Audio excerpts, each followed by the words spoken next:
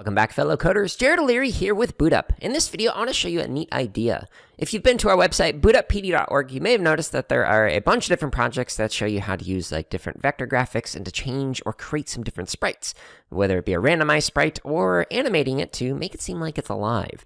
Now we're going to take a look at a project that is similar to those, and it is a very neat idea. The project we're going to take a look at is called Feathered T-Rex Vector, and is by Christy. I assume that's how you pronounce your name. I apologize if I mispronounced it. So you press the green flag. Okay, so we've got ourselves a T-Rex right here. And so I've already read the directions. The directions say that you've pressed R, it does something. Nice. I would not want to hear that in real life. I think I would immediately start running. Press T, it does that. So that's really cool. Now, if you actually go inside of here and you click C inside and you look at the different images, you can see that it's switching to different costumes, which are right in here. So they're creating different variations. Now, if you want to learn how to create something like this, make sure you go to bootuppd.org, where it has a bunch of videos where I teach you how to do something in Scratch.